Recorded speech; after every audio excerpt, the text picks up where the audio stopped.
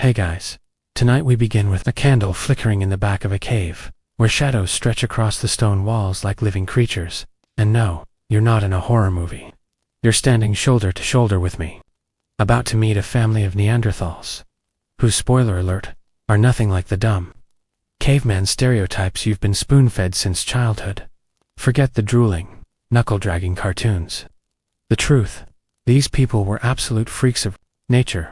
And if you don't believe me, stick around, because by the end of this, you'll be side-eyeing your own DNA, like it owes you an explanation. Now, imagine this.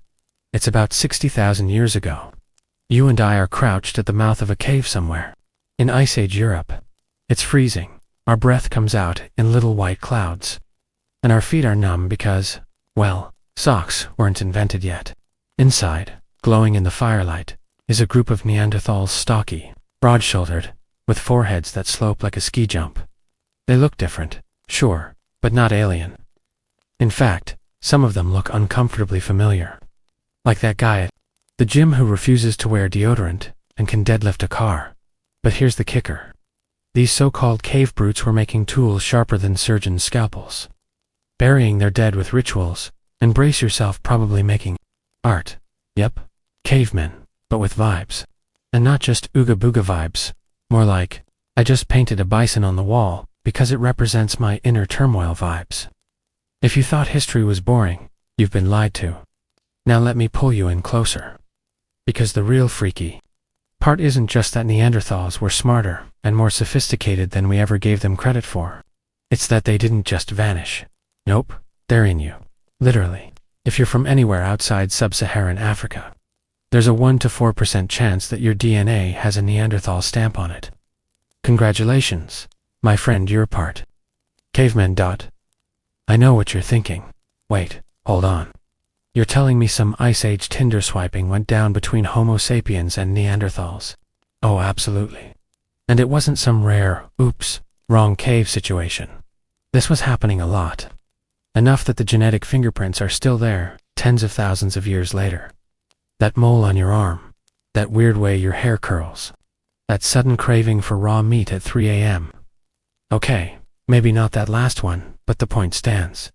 The more scientists dig into this, the weirder it gets. For example, some of your immune system's quirks. Straight out of the Neanderthal playbook, your tendency to burn in the sun like a forgotten rotisserie chicken. Neanderthal DNA. Even your sleep patterns. The fact that you're up at 2 in the morning listening to a history story, instead of sleeping like a normal person might just be a gift from your prehistoric relatives. But don't romanticize it too quickly. Because these weren't exactly peaceful hippies, strumming bone flutes under the moonlight. Oh no. Neanderthals were survivors in a brutal world. They wrestled with lions, stared down mammoths, and probably treated frostbite like a minor inconvenience. Imagine walking out of your stone house every morning, knowing that around the corner could be a saber-toothed cat with hunger issues. You'd bulk up fast too. Here's the part that really makes me think. Neanderthals had brains bigger than ours. Yeah, let that sink in. For all our skyscrapers, iPhones, and weird TikTok dances. The dumb cavemen had more brain mass crammed into their skulls than modern humans. Which begs the question, if they were so smart, so capable, why aren't we living in their world, instead of the other way around? And this, my friend, is where the story begins to twist. Because Neanderthals didn't just die off. They were outmaneuvered, outnumbered, and depending on who you asked, maybe betrayed. Was it war, disease, climate change? Or was it you and me, Homo sapiens, that sealed their fate? The answer is messy, and it's going to get darker the deeper we go. But before I leave you hanging, let me toss one more spark into the fire. Archaeologists recently found evidence of Neanderthals performing what looks like surgery, as in cutting into bones and not killing the patient. Think about that. While you and I would struggle to stitch up a paper cut without YouTube tutorials. These so-called primitives were out here operating like Ice Age Grey's Anatomy. Freaks of nature, indeed. So here we are, perched in this cave of shadows, watching our Neanderthal cousins laugh, argue, and pass around roasted meat. They're human enough to make us feel connected, but alien enough to make us uneasy.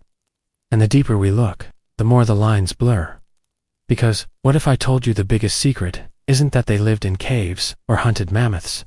The real shocker is that they may have been dreaming, storytelling, and imagining, just like us. They weren't just surviving the Ice Age, they were living it. And if that doesn't keep you up tonight, well, wait until you hear what they left behind. So there we are, sitting cross-legged in the flickering firelight, watching our Neanderthal neighbors gnaw on mammoth ribs the size of your forearm. And let me tell you, the more you stare, the harder it is to pretend they're just cavemen. Their eyes don't wander aimlessly like cartoon buffoons. They're sharp, focused, watching you the way you watch someone at a party who knows exactly where the snacks are hidden. And here's the thing that'll twist your brain. Neanderthals weren't just sitting around chewing on bones. They were engineers. Their tools weren't crude rocks bashed together, they were carefully crafted blades, scrapers, and points, shaped with precision that would make a modern DIY a blush. Ever seen someone struggle with IKEA instructions? Yeah, a Neanderthal could have probably built that bookshelf. Faster and sturdier, with nothing but flint and sinew. But tools were just the surface. Because as the firelight hits the back wall of the cave, you notice something else. Markings. Faint scratches and symbols etched into stone. For decades, scientists dismissed these as accidents, just random scrapes from moving stuff around. But newer evidence suggests otherwise. These marks might have been intentional. A code, a message, or maybe just maybe an early version of art. Which means you're staring at the Ice Age equivalent of graffiti. Grug was here, 62,000 BC. Now here's where the plot thickens. You've heard the phrase survival of the fittest, right? We modern humans love to think we were the fittest. We picture ourselves sweeping across Europe like a well-organized army of innovators, outsmarting the poor, hairy Neanderthals until they just faded away. Cute story.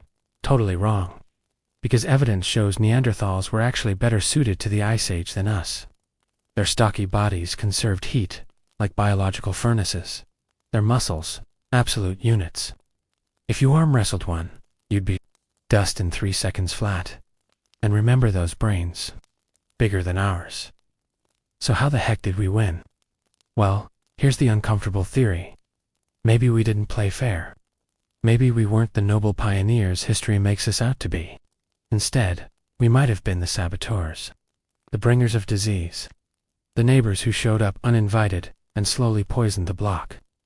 Some scientists argue that the very presence of Homo sapiens introduced pathogens Neanderthals had no immunity to. Think smallpox with Native Americans, but Ice Age edition. Let that sink in. The mighty brawny Neanderthals, hunters of mammoths, carvers of bone flutes, masters of Ice Age survival, could have been undone not by battle, but by microscopic assassins hitching a ride in our bloodstreams. You've heard of biological warfare. Turns out we might have invented it before we even knew what germs were. And yet, that's not the full story either. Because if you lean closer to the fire, past the smell of roasted meat and wet fur, you'll see something else. Tenderness. A Neanderthal gently adjusting the fur wrap on a child's shoulders. Another humming, low and soft, while sharpening a blade. Evidence shows Neanderthals cared for their sick and elderly, kept them alive, long after they couldn't hunt or gather. Think about that. These so-called brutes showed compassion when survival was already razor-thin. In fact, archaeologists have found skeletons with signs of serious injuries, fractured bones, missing limbs that had healed long before death, meaning someone had to feed and protect them for months, maybe years. Neanderthals weren't just survivors, they were family people. And that doesn't line up with the dumb, violent stereotype we've built in our heads, does it? But wait, because here comes the kicker, the detail that'll keep you up at night. In one cave in Spain, archaeologists discovered red ochre and black pigments, carefully applied to shells, jewelry, decoration. Neanderthals were painting shells and wearing them, which means you might be staring into the campfire right now at someone with beads and color smeared on their skin, not just surviving, but styling. So, ask yourself, if Neanderthals were this smart, this compassionate, this creative, why are they gone, and we're still here scrolling through memes? Was it luck, numbers, treachery, or something darker? Let me pitch you a possibility that'll make your stomach flip. What if Homo sapiens didn't just outnumber them? We hunted them. Not just competition for resources, but systematic removal. A slow-motion genocide played out under Ice Age skies. Imagine bands of humans creeping into valleys where Neanderthals lived, torching shelters, taking captives, forcing them into smaller and smaller territories until extinction wasn't a coincidence. Was his strategy too dark? Well, here's the FOMO. Archaeologists still can't agree. Every new discovery swings the pendulum. One year, Neanderthals were peaceful neighbors. The next, they were savage rivals. Then, tender caregivers. Then, artists. Then, genetic donors. It's a kaleidoscope of contradictions. And the truth, it's all of it. They were complex, messy, human-like. Which means their story isn't just about them. It's about us. Because here's the gut punch. If you carry Neanderthal DNA, their story didn't end 40,000 years ago. It's alive in you, in your cells, in your cravings, maybe even in your dreams when you get that primal itch to stare at a fire, or crush something with your bare hands, or paint weird patterns on your walls. Guess who's whispering in your blood? And just when you thought this campfire couldn't get more unsettling, here comes the shadow creeping along the back wall. The unanswered question of what else they left behind. Because bones and tools aren't the whole picture. There are rumors, findings, fragments that suggest Neanderthals may have been dabbling in something far stranger. Something that makes archaeologists nervous to even speculate out loud. You thought their extinction was the mystery. Oh no. The real cliffhanger is this. What were they doing in the dark, deep inside those caves? And trust me, you are going to want to hear this part. All right, lean in closer. The fire's burning low, and the shadows are stretching longer. Behind us, the cave yawns open into a throat of darkness. And I know what you're thinking. Yeah, cool story. But what were Neanderthals really doing back there in the pitch black? Here's the thing. You don't crawl hundreds of feet into a cave just to kill time. You don't light torches, squeeze through impossible gaps, risk breaking your neck in the dark, for nothing. If you're going that deep, it's because something in you's, something ancient, something powerful is pulling you. And that's exactly what archaeologists found. When they explored these hidden chambers, far beyond the reach of sunlight, they didn't just find bones or tools. They found structures. Picture this, deep underground, in Bruniquel Cave, France. There's a circular formation made of broken stalagmite stone pillars, carefully snapped and stacked into rings. The kicker. This thing is 176,000 years old. That's older than modern humans even being in Europe. Which means Neanderthals were down there, arranging stone circles in the dark. And here's the part that gives me chills. No one knows why. Think about it. These weren't casual piles. They were deliberate, intentional. Some pieces weighed hundreds of pounds, dragged and broken by sheer muscle. Fires had burned inside the rings, scorching the stone. So what was it? A meeting place, a shrine, a ritual circle. Whatever it was, it means Neanderthals were doing something abstract, symbolics, something that went beyond survival. Now, I don't know about you, but when I hear stone, circles, fire, and pitch-black caves, my brain doesn't go to picnic spot. It goes to cult, ceremony, religion. Which means Neanderthals may have been the first to invent sacred spaces. Long before we ever carved temples or built cathedrals. But that's not the only thing they left behind. Deeper in other caves, researchers have found handprints red ochre smeared across walls, fingers splayed wide. Like someone reaching through time to say, I was here. Some of the oldest cave art in the world isn't human at all, it's Neanderthal. Which raises the hair on your neck, doesn't it? Because suddenly these brutes aren't just hunters. They're storytellers. They're marking territory, not with spears, but with symbols. Here's the unnerving part. Archaeologists often downplayed this. For years they refused to admit Neanderthals could have been artists. They bent over backwards to explain the paintings away. Maybe humans copied them. Maybe contamination. Maybe anything but cavemen were creative. Why? Because it rattles the story we like to tell ourselves. That we are special. That art, imagination, and spirituality set us apart. But if Neanderthals were doing it too, suddenly, the line between us and them starts to blur. And if you blur that line too much, you're left asking, what else were they doing that we don't want to admit? Let me paint you a scene. You and I, torch in hand, crawl through a narrow tunnel. The air is heavy, still. Every sound your breath, the drip of water, the crunch of stone, echoes like a drum. We turn a corner, and there it is. A handprint glowing red under the flicker of flame. Fingers spread wide, a palm, pressed flat against the stone. It's 60,000 years old, but it looks fresh, like someone pressed it there yesterday. And in that moment, the cave isn't empty. You feel watched. Now here's where it gets twisted. Some researchers suggest these weren't just casual doodles. They might have been part of rituals, initiation rites, shamanic practices maybe, even something darker. Because Neanderthals weren't just decorating caves. They were dragging bones inside to dot. At sites across Europe, bones of cave bears, bison, and even humans have been found deep in caverns, sometimes arranged in ways that don't scream, oops, dropped my lunch. Skulls carefully placed, bones stacked. And if you're getting ritual sacrifice vibes, well, you're not alone. Did Neanderthals believe in gods, spirits, afterlives? We may never know. But the evidence whispers yes. And if that's true, then they weren't just surviving, they were spiritual, maybe even mystical. Which means, when you close your eyes tonight, you might be dreaming the same kinds of dreams they had tens of thousands of years ago. Here's another curveball. In one cave, archaeologists found eagle talons with cut marks, jewelry, not food scraps, not tools, decorative claws that had been strung together like a necklace. Which means Neanderthals weren't just spiritual, they were fatal conscious. Imagine a hulking, broad-shouldered figure stepping out of the shadows, draped in furs, eagle necklace gleaming in the firelight. Brutal, yes, but also stylish. And this brings us to the real haunting question. Why caves? Why go so deep underground to do this? Why not decorate open-air camps, where everyone could see? Some scientists say caves represented the womb of the Earth's dark, sacred, powerful. Entering one was like entering another world. Maybe Neanderthals believed spirits lived there.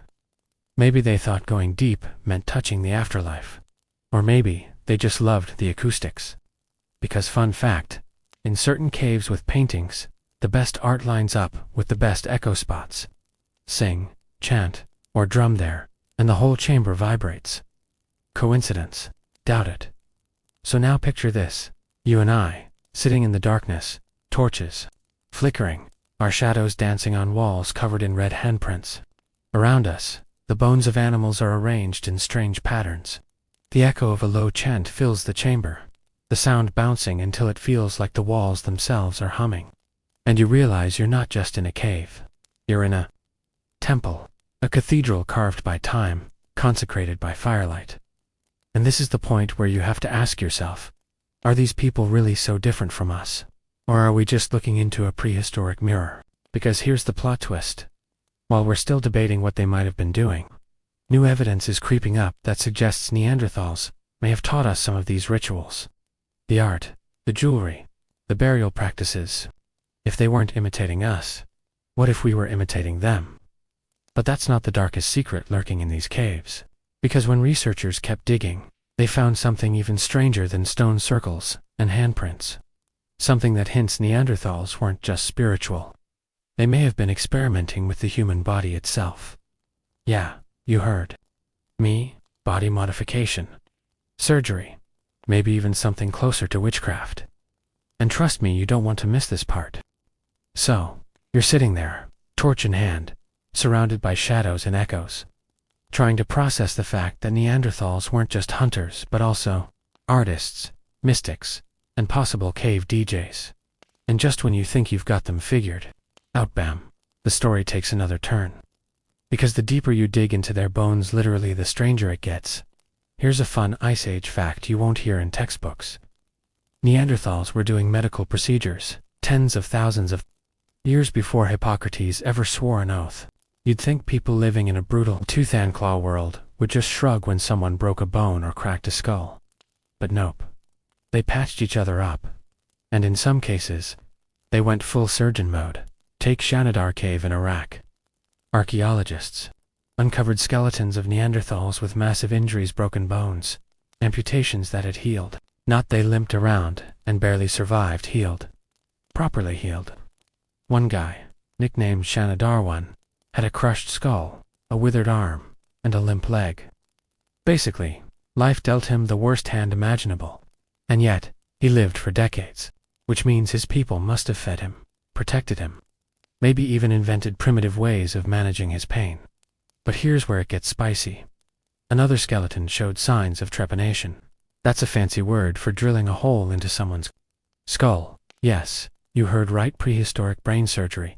Imagine the scene, a Neanderthal carefully cutting into another's skull with a sharp flint tool. Firelight flickering on their fur-draped shoulders, the smell of blood mixing with smoke. And somehow, the patient survived. Now, before you scream, that's barbaric.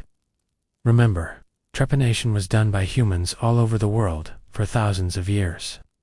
Even into the Middle Ages.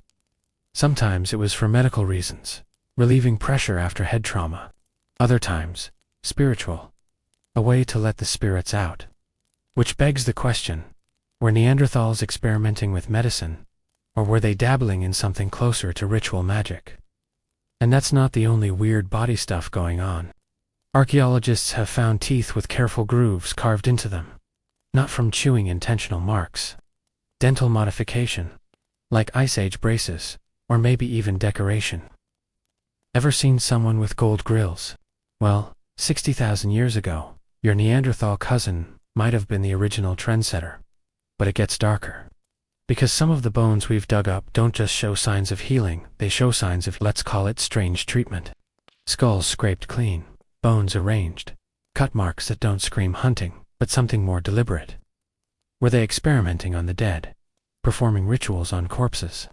Or maybe, brace yourself, were they eating their own kind? Yep. The C word. Cannibalism. Evidence from sites in Spain and France suggests Neanderthals sometimes butchered human bodies the same way they butchered animals. Long bones cracked from marrow, skulls smashed open, cut marks on ribs. Now, don't panic, wasn't all delicious neighbor stew. Some scientists argue it was survival-driven, like during famines. Others think it had ritual significance, maybe even symbolic power. But either way, it shatters the image of Neanderthals as just peaceful cave families. They had a darker side. And here's the kicker: you carry their DNA. Somewhere in your cells might be the echo of someone who once sat in a cave, sharpening a blade, deciding whether to carve meat from a bone that wasn't a deer's. Makes you rethink your late-night cravings, doesn't it?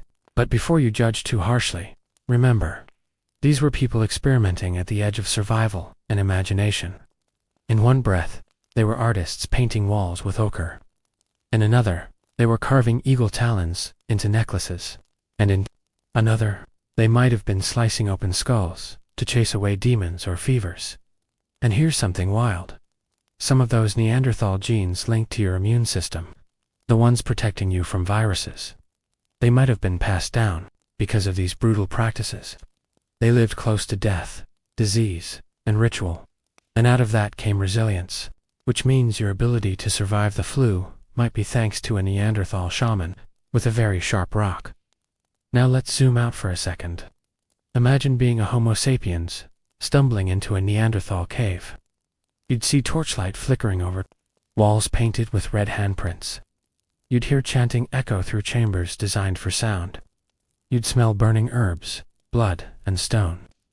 And you'd stumble across bones arranged in patterns, skulls with holes drilled in them, maybe even bodies painted in ochre.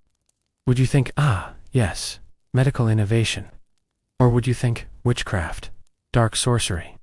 These people are dangerous. Maybe that's part of the story. Maybe when Homo sapiens met Neanderthals, it wasn't just a clash of muscles or weapons. It was a clash of worldviews. Imagine one group thinking the other was practicing dark rituals. Fear spreads, stories grow. And suddenly, exterminating your weird neighbors doesn't feel like genocide. It feels like survival. But here's the twist. What if they weren't rivals at all? What if some of those dark rituals were actually shared? What if our ancestors learned medicine, ritual, and art from them? Because genetic studies show something crazy. The DNA linked to skin, hair, even circadian rhythms in modern humans often comes from Neanderthals. Which means we didn't just steal their territory, we stole their knowledge too. So picture this. You're sitting by the fire, watching a Neanderthal healer press herbs into a wound, carve into a skull, or chant in the echoing dark. And you realize you're not looking at a brute, you're looking at a teacher, a predecessor, a freak of nature who passed down not just genes, but practices that shaped humanity itself. But there's one last secret we haven't touched. The evidence that Neanderthals weren't just tinkering with bones and medicine. They may have been staring at the stars, dreaming of the cosmos, charting mysteries we didn't rediscover until thousands of years later. Yeah, you heard me. Astronomers in furs, star maps in caves. And once you hear that part, you'll never look at the night sky the same way again. The fire crackles, shadows dance, and for a moment you think you've seen it all: medicine, surgery, even cannibalism. But then you step outside the cave, and above you, the Ice Age sky stretches like a black velvet canvas, ripped open with stars. No city lights, no satellites, just raw, cosmic infinity. Now, let me ask you, do you really think Neanderthals stared at that sky and felt nothing? Do you think they just shrugged, grunted, and went back to chewing mammoth bones? Come on. You've done it yourself, lying on the ground, staring at the stars, feeling both tiny and infinite at the same time. That itch in your chest, that sense of awe. They had it too. And here's the kicker. There's evidence scattered, debated, whispered about that. Neanderthals may have been early astronomers.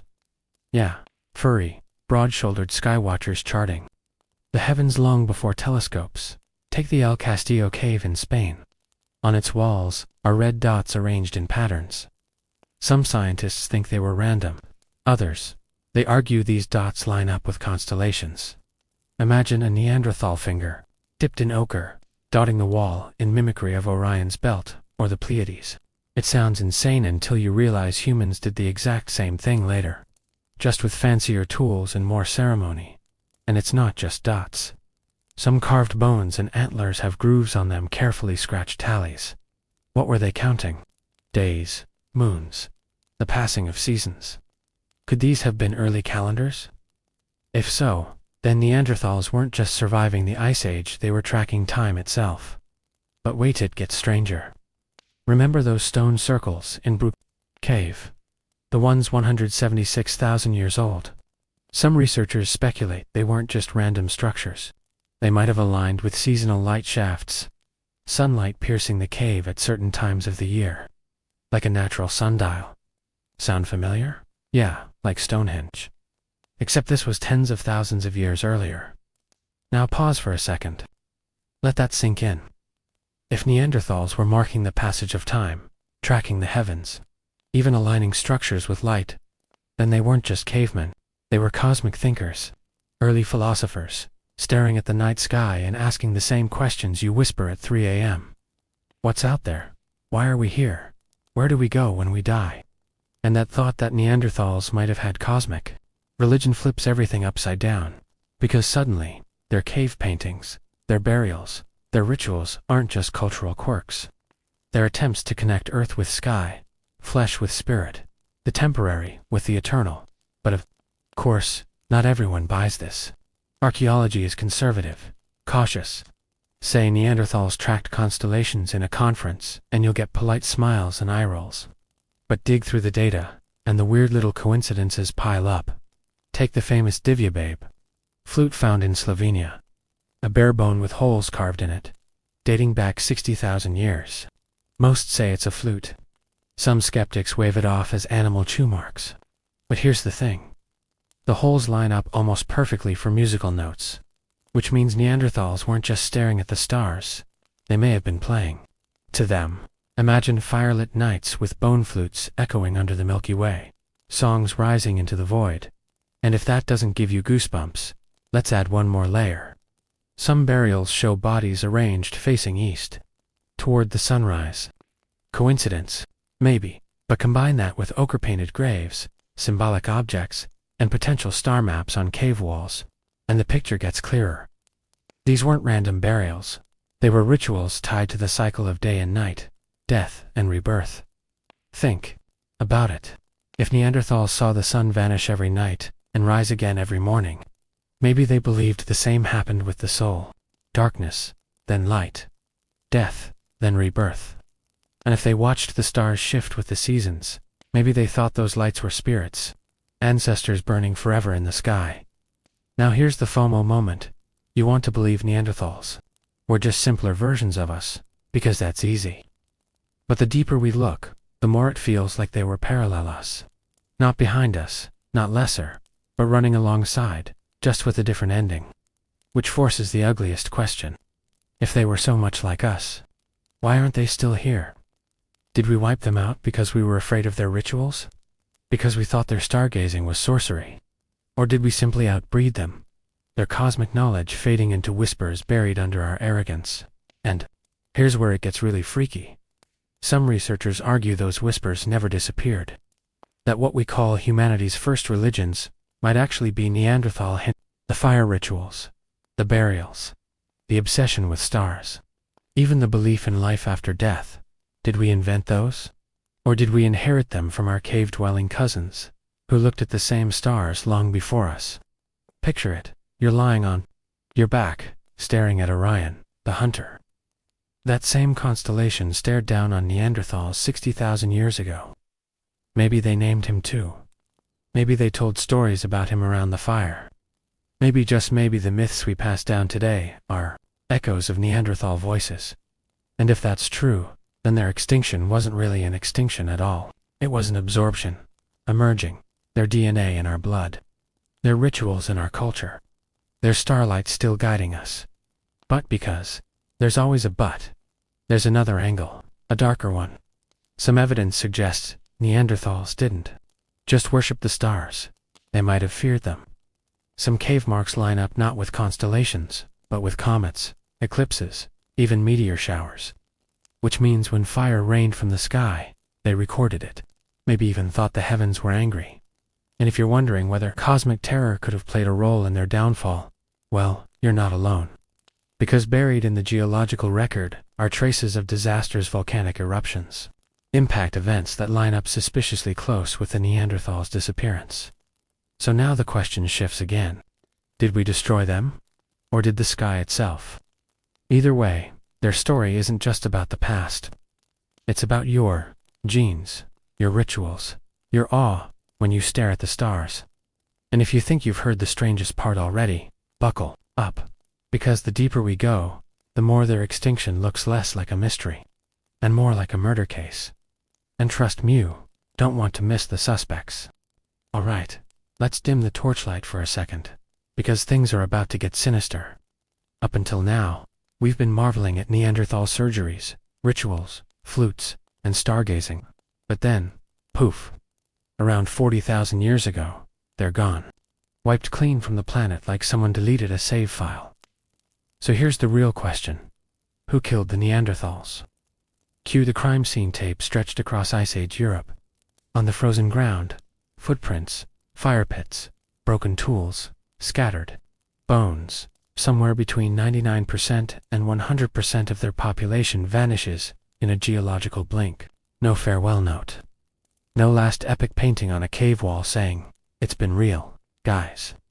Just absence. And like every good murder mystery, there are suspects. Too many suspects, actually. Let's line them up. Suspect number 1. U.S. Homo sapiens. That's right, the narcissistic species we call modern humans. Picture us swaggering out of Africa with sharper weapons, better teamwork, and maybe even deadlier diseases tucked in our immune systems. Some researchers think we didn't just outcompete Neanderthals. We outright exterminated them. Tribal warfare on a scale that would make Braveheart look like a playground scuffle. Think about it. Neanderthals were scattered in smaller groups. We were multiplying like rabbits. If resources got scarce, who do you think would win? The species. With larger numbers, longer trade networks, and possibly the ability to gossip about enemies behind their backs. Oh yeah, humans weaponize language. That's like going to war with drones, while the other side only has slingshots. But let's not get too cocky. Because if we were the killers, that means we didn't just inherit Neanderthal DNA. We inherited the guilt of genocide. Suspect number 2, the climate. Nature itself might have done the job. Around 40,000 years ago, Ice Age weather patterns went berserk. Freezing cold snapped across Europe, food supplies crashed, herds migrated erratically. Imagine trying to feed your family when mammoths decide they're wintering 2,000 miles away. Neanderthals, built for cold but not for constant unpredictability, may have starved out, while humans, flexible, adaptive, annoyingly clever, shifted diets, hunted smaller animals, and built wider networks. Neanderthals stayed loyal to big game hunting, and when the mammoths left, so did their chances. But was it really just bad, whether or did nature pick sides, handing us the upper hand while crushing them under blizzards? Suspect number 3, diseases. Now this one sends shivers. Imagine humans carrying pathogens from Africa into Europe, microbes Neanderthals had never faced before. To us, they might have been minor colds. To Neanderthals, plagues. Whole bands could have been wiped out by something as simple as flu. The archaeological record won't show a virus, but mass population decline, scattered remains, and sudden disappearances fit the pattern of epidemic collapse. If true, then the murder weapon wasn't a spirit, was a sneeze. Suspect number 4, hybridization. Now here's where it gets weird. Maybe Neanderthals didn't die at all. Maybe they got absorbed, faded into us through generations of interbreeding. Their identity erased, their culture dissolved, their distinct DNA diluted into ours, until their last peer groups disappeared. And you know what? Science backs this up. If you're of European or Asian descent, you've got 1 to 4% Neanderthal DNA in your cells. Their blood is still in your veins, which means their extinction isn't a clean cut. It's a messy, ambiguous merge. A vanishing act that's both loss and survival. But here's the creepy angle. Was that merging consensual? Or was it conquest masked as intimacy? Were Neanderthals invited into our tribes, or taken by force? It's the darkest kind of survival. Your body lives on, but your identity is erased forever. Suspect number 5, cosmic catastrophe. Yeah, I warned you, it'd get dark.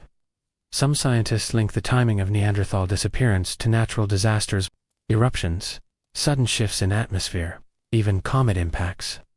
One theory points to the Campanian ignimbrite eruption in Italy, spewing ash that smothered Europe around 39,000 years ago. Imagine Neanderthals choking on ash clouds. Their hunting grounds poisoned, plants withered, rivers clogged. Meanwhile, humans spread out, mobile, adaptive, sidestepped the worst of it. A volcanic winter might have been the silent assassin. So what do we have? Humans with weapons. Climate with no mercy. Disease with invisible knives. Hybridization with identity theft. Catastrophe with apocalyptic fire. It's a perfect storm. Maybe too perfect. Because here's the truth. Nobody knows for sure. It might have been one of these suspects. It might have been all of them conspiring together, like an Ice Age mafia hit. The Neanderthals were cornered from every side, until their numbers dwindled. Their voices silenced, their caves empty. But you know what's even scarier? Sometimes, when you study extinction too closely, you realize it's never really about the past, it's about us. Look around. Climate chaos. Check. Pandemics. Check. Nuclear weapons. AI. Ecological collapse. Double check.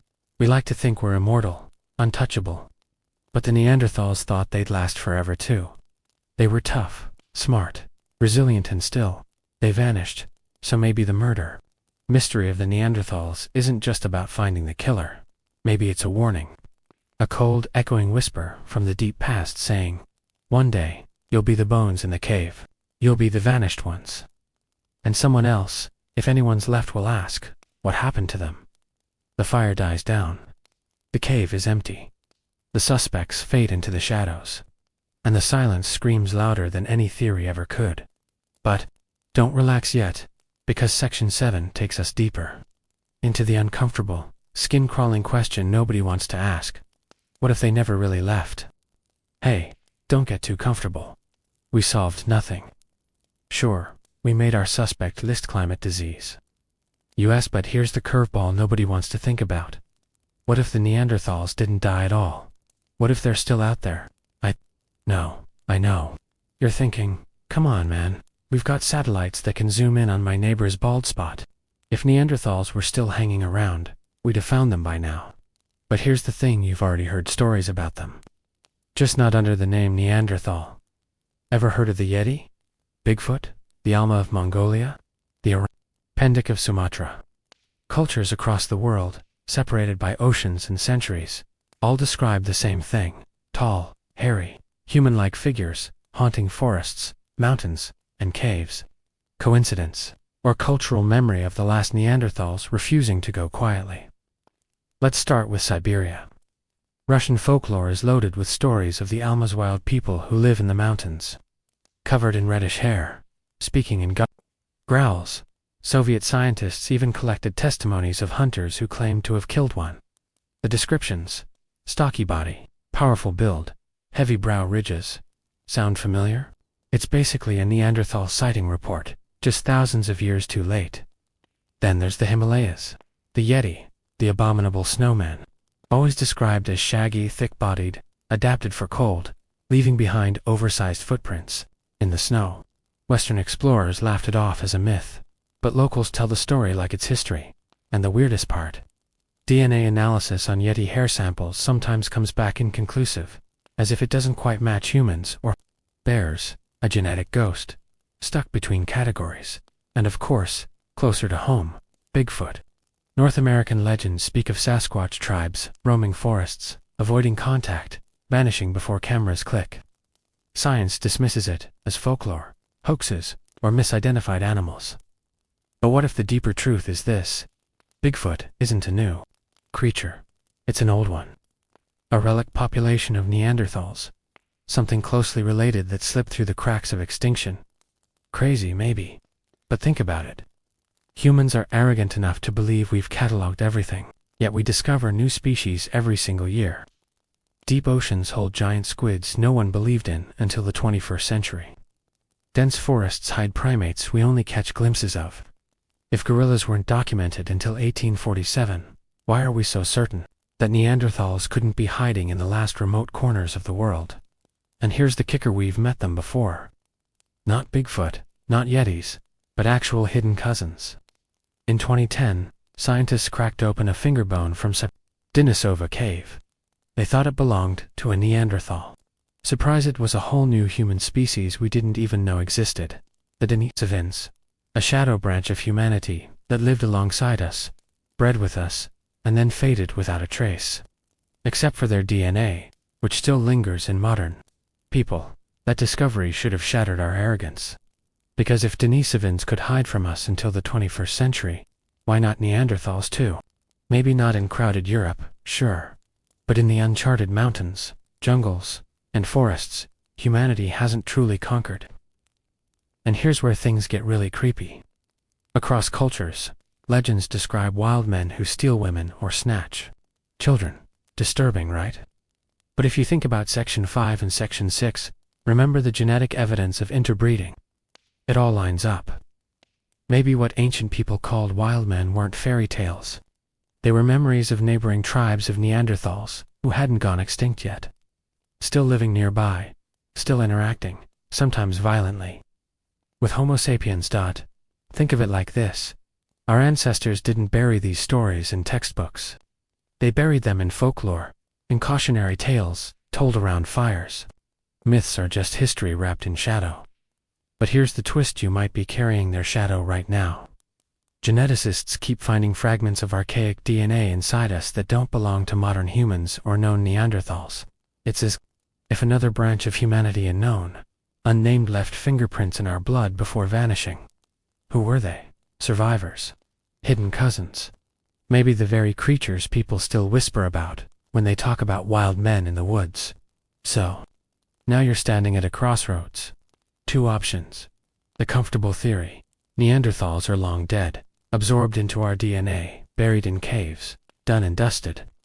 The uncomfortable one. Some didn't die. They lingered. They became the shadows in our forests, the monsters in our legends, the genetic ghosts in our blood. And let's be real, which one feels more exciting? Now imagine this. You're camping, middle of nowhere, stars blazing overhead. You hear a branch snap heavy, deliberate, not the sound of a deer.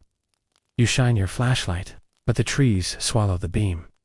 Something's out there. You feel it, watching. A low, guttural breath rattles through the air. And in that split second, you remember every campfire story, every blurry photograph, every whispered legend. Was it just your imagination? Or was it a face, too ancient to be human, and too close to be gone? Because here's the thing, extinction isn't always a clean cut. Sometimes, it's a story we tell ourselves, because the alternative is too unsettling. The idea that we're not alone, that our ancestors might still be out there, looking back at us from the tree line. So, the mystery deepens. We started in caves, then crime scenes, and now we're knee-deep in legends. But buckle up, because in Section 8, we're diving into the strangest possibility yet. That Neanderthals didn't just survive, they changed us. Their disappearance wasn't an ending. It was a trade. And what they gave us might be shaping your body, your brain, and even your darkest impulses right now. Tonight, we begin with something so bizarre, it almost feels like a scam. You've heard of inheritance, right?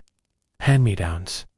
The jacket your dad wore in the 70s, the chin your grandpa swears you got from him. Yeah, well, turns out you inherited something much darker. Because deep in your DNA, there are traces, actual codes left behind by Neanderthals. And they're still influencing you right this second. Now, here's the wild part. Scientists didn't even confirm this until the 2010s. They sequenced the Neanderthal genome and, surprise, we're all hybrids. If you're of non-African descent, between 1% to 4% of your DNA is Neanderthal. That might not sound like much, but let me put it in perspective. You share more genes with a Neanderthal than you do with your great-grandparents. Think about that the next time you try to feel superior to see a VEMEN. So, what exactly did they leave us? Let's start with the obvious, the body. Neanderthals were built like tanks, broad chests, thick bones, and muscles you don't get from Planet Fitness. And when they left their DNA inside us, they left blueprints. Modern studies show that Neanderthal DNA is linked to things like hair, thickness, skin tone, and even how your body responds to sunlight. That's right, if you burn easily in the sun, or grow a suspiciously thick beard, blame your caveman side. But it's not just skin deep. Neanderthal genes also control your immune system. That's both a blessing and a curse. On one hand, they helped us fight off ancient pathogens when Homo sapiens wandered into new lands. On the other hand, they're also connected to autoimmune disorders. So if your immune system sometimes acts like a paranoid security guard, attacking the wrong guests, well, you've got your Neanderthal ancestors to thank. Still with me? Good, because now we're getting into the weird stuff. See, Neanderthal DNA isn't just sitting there quietly. It can influence your behavior. Some studies suggest that certain Neanderthal gene variants affect mood regulation and even your tendency toward addiction, depression, or anxiety.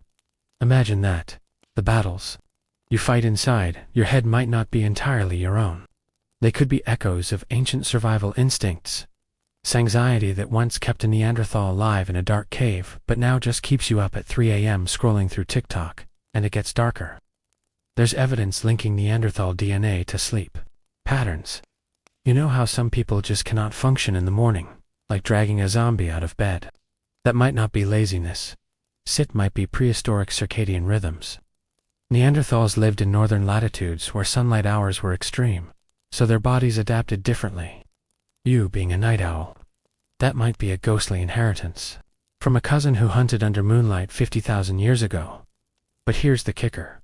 Sexuality. Yeah, I said it. Some Neanderthal DNA fragments are tied to fertility rates in humans. Certain variants make conception easier, others harder. That means, in a brutally real sense, Some people today are struggling or thriving because of genetic dice rolls thrown in caves thousands of years ago. Your love life, your ability to have kids, your entire family tree, influenced by Neanderthals, who thought you were cute enough to shack up with. And let's not ignore the elephant in the room: mental shadows. Some scientists have even speculated that Neanderthal DNA might play a role in traits like introversion, social anxiety, or even aggression. Imagine this.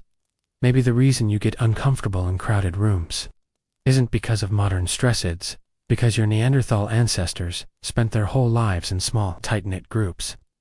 To them, 100 strangers staring at you was a death sentence, and your brain never fully updated that software. Creepy, right? You thought extinction meant the end of the story. But no, Neanderthals are still whispering in your blood, shaping your body, your brain, and your moods. They're the ghost roommates you never invited but can't evict. And here's the part nobody talks about. What if they knew? What if interbreeding wasn't just random survival sex in caves, but a strategy? A way for Neanderthals to ensure they didn't truly vanish. Like slipping Trojan horses into our genetic code. A biological immortality plan. Their bodies died, their caves collapsed, their bones turned to dust. But their code lived on inside you. So here's the million-dollar question. If you're walking around with 2% Neanderthal, who's really in charge? You? Or the 40,000-year-old instincts hiding under your skin? And if you think that's unsettling, wait until you hear this. Those instincts might not just affect your individual life. They may have warped the entire course of civilization. Because in Section 9, we're going to dig into how Neanderthal DNA didn't just make you sunburn faster or sleep worse. It may have altered how humanity built cities, fought wars, and even worshipped gods. That's right, Neanderthals might be pulling the strings of human history from the grave. So, here's where things get uncomfortable. Up until now, we've been talking about Neanderthals like quirky relatives, hairy uncles who left us sunburns, depression, and thick eyebrows. But what if I told you that little fragments of their DNA didn't just shape your body? They might have warped entire civilizations. Think about it. Civilizations are built on millions of individual choices. What people eat, who they marry, how they fight, what they fear, what they worship. And all of those choices are filtered through human instincts. But if part of those instincts are Neanderthal, then guess what? You're looking at an ancient species whispering through the scaffolding of human history. Let's start with violence. Neanderthals weren't peaceful tree huggers. Their skeletons tell a story of constant trauma. Broken bones, smashed skulls, rib cages that look like they were hammered. Life in Ice Age Europe wasn't a camping trip, was cage fighting with frostbite, and some of their surviving DNA is linked to aggression and fight-or-flight intensity. Now zoom forward. Human history is drenched in blood. Wars, raids, conquests. The kind of frenzied violence that sometimes looks less like strategy and more like instinct. Historians usually explain this with resources, power, politics. But imagine if some of that bloodlust came from Neanderthal-coded survival reflexes baked into our nervous system. Whole wars, genocides, and uprisings, triggered not just by human ambition, but by the leftover fury of a species that lived with clubs and spears. But here's the darker twist. Those instincts didn't just drive us to fight, they drove us to organize. See, Neanderthals lived in small, tight bands, rarely more than a few dozen people. Trust was everything. Outsiders. Dangerous. That mindset could explain why humans built tribes, clans, nations, and then put walls around cities. That paranoia of us versus them might not just be political, it could be Neanderthal paranoia echoing through stone walls and borderlines. And it doesn't stop there. Let's talk about religion. Yeah, this is where things get wild. Archaeological evidence shows that Neanderthals buried their dead sometimes with tools, sometimes with flowers. That's not just hygiene, that's ritual. The beginnings of spirituality. The idea that death isn't the end, that maybe there's something after. And guess what? Some of the genes linked to Neanderthals influence how our brains process fear and awe. Two emotions that sit right at the heart of religion. So imagine this. Temples, churches, mosques, cathedrals. The chants and hymns and prayers that have echoed for thousands of years. They might not just be Homo sapiens' inventions. They might be Neanderthal ghosts whispering about eternity through our genes.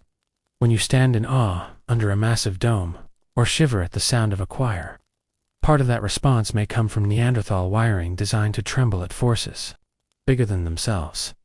Even agriculture might not have escaped their influence.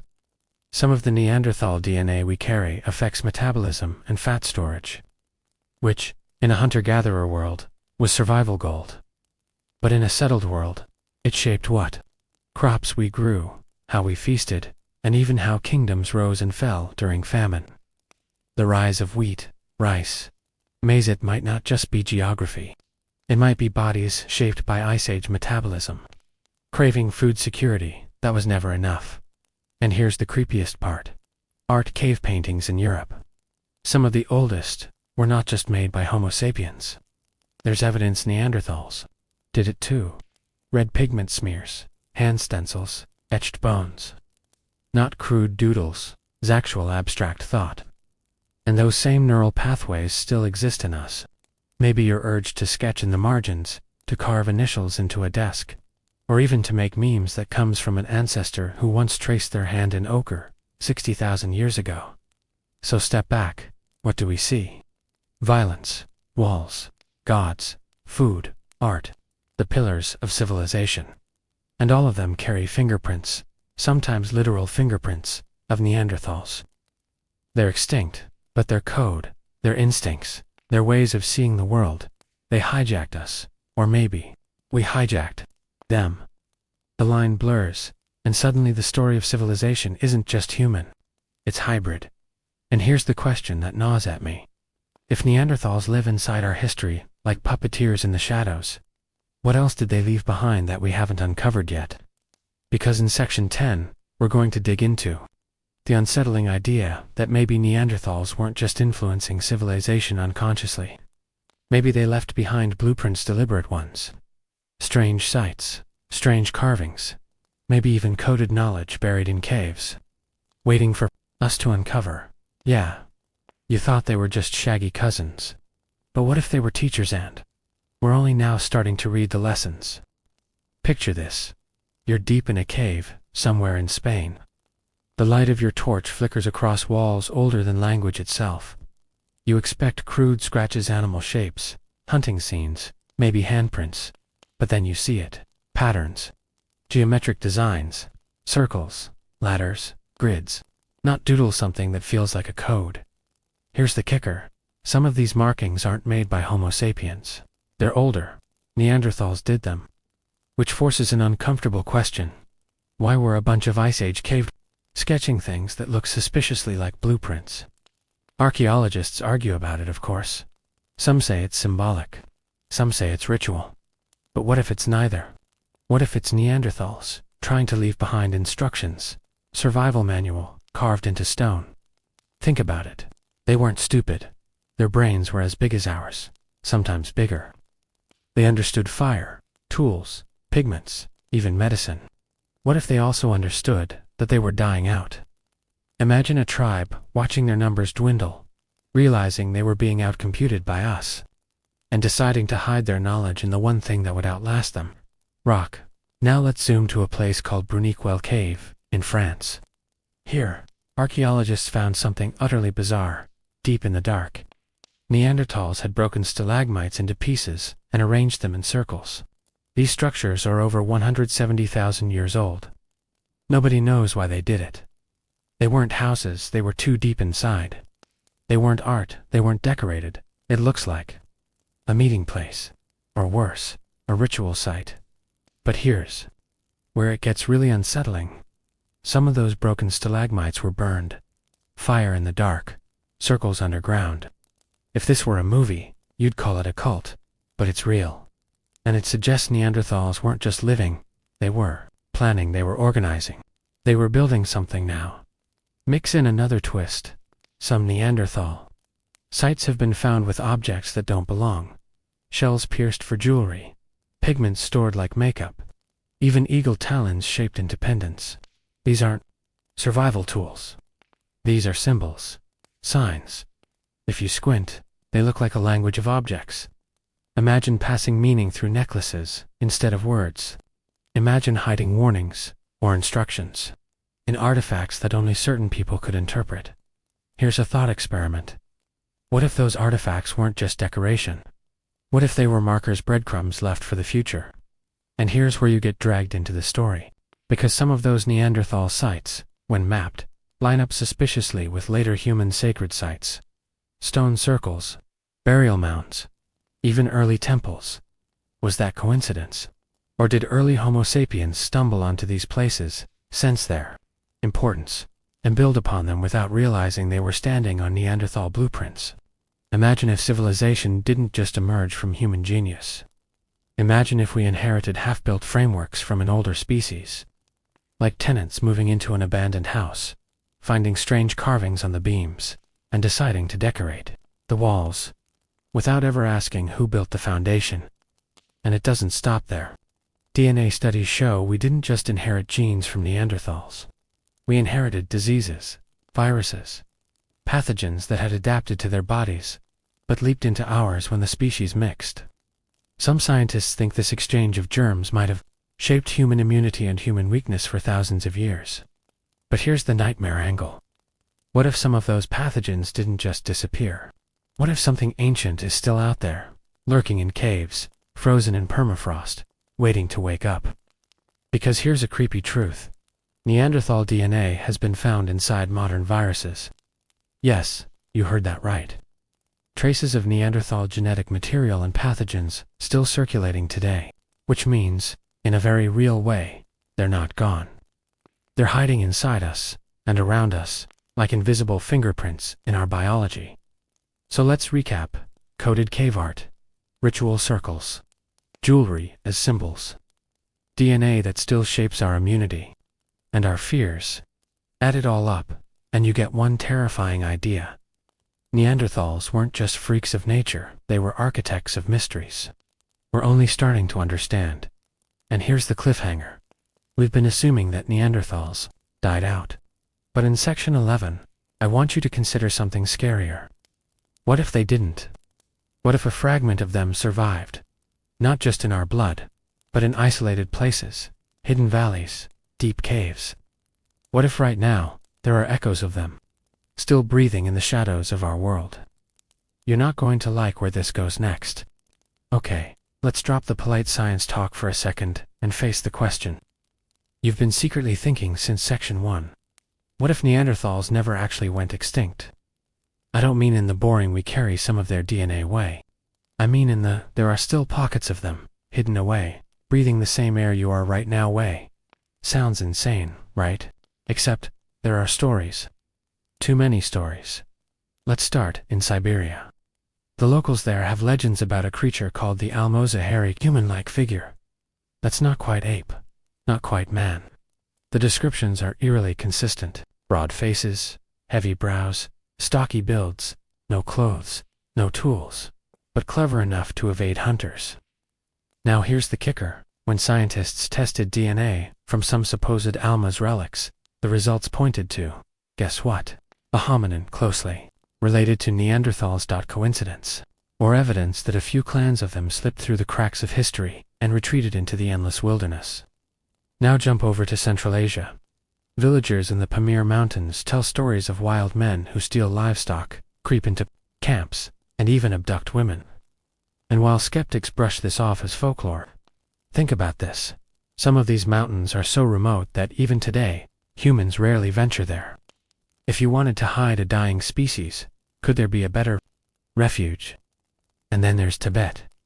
Monks in remote monasteries speak of strange, human-like beings living in caves high above the snowline. Western explorers wrote about them in the 19th century. One French explorer even claimed he saw a family of them from a distance moving with uncanny coordination, watching him in silence before vanishing into the cliffs. Now, if this were just isolated folklore, we could laugh it off.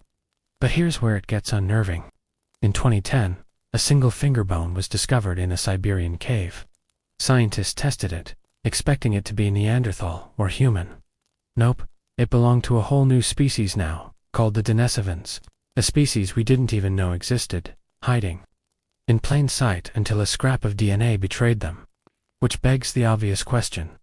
If we were clueless about Denise's events, until literally yesterday, in evolutionary terms, what makes you so sure we're not still clueless about surviving Neanderthals? Let's play out the thought experiment. Imagine a small band survives somewhere remote, maybe just a few hundred individuals. Over thousands of years, they get good at hiding. They avoid open valleys, stick to caves, move silently at night. To us, they'd look like myths, shadows, monsters in the woods. But to themselves, they'd just be the last keepers of a dying fire, clinging to the edges of a world that pushed them out. And think about what that means for you. Right now, you could be walking a forest trail, feeling alone, when in reality something ancient, something that remembers a world before civilization, is watching you from the tree line. Silent, patient, knowing that its survival depends on you, never realizing it's there. Creepy enough, good, because here's the twist. There's modern evidence. In the 20th century, Soviet scientists conducted classified expeditions in the Caucasus, specifically looking for evidence of Neanderthal-like beings. They collected reports, tracked footprints, even tried to capture one alive. Some documents suggest they may have succeeded keeping the specimen in a remote lab for study before it mysteriously disappeared from the record. Now, whether that's Cold War paranoia or genuine cover-up, who knows? But here's a question. Why were governments, not just the Soviets, but also the Americans, secretly funding expeditions into remote mountains to chase rumors of wild men? Why invest money unless there was something to find? Let's circle back to you for a second. Imagine the implications if even one of these beings was found alive today. Overnight, our entire understanding of humanity's uniqueness would collapse. Religions would scramble. Science textbooks would be rewritten. And worst of all, governments would weaponize it. The genetic experiments alone would make your stomach turn. Because let's not kid ourselves, if a living Neanderthal walked out of a forest tomorrow, do you think it would be treated as a fellow human, or as a lab specimen to be exploited? And maybe that's the real reason they've stayed hidden. Maybe they know. Maybe they've watched us long enough to understand what we'd do to them if we got the chance. So here's the cliffhanger for you. In Section 12, we're going to talk about the evidence. No one wants to touch the bones. The artifacts, the footprints, that keep vanishing into private collections or locked vaults. Because if Neanderthals really did survive, you'd better believe someone out there already knows, and trust me, we're not going to like who might be keeping those secrets. Alright, so you've been patient with me. We've gone through the bones, the DNA, the myths, the whispers. But now it's time to talk about the evidence that doesn't make the museum gift shop brochure. Because here's the ugly truth. History is filtered. What you're taught in school isn't all of history. It's the version someone decided you were ready for. And when it comes to Neanderthals, there's a trail of, let's call them, mishandled discoveries that raise more questions than they answer. Let's start with the basics. Bones. Simple enough, right? You dig up fossils, you catalog them, and you put them in a museum. Except not always.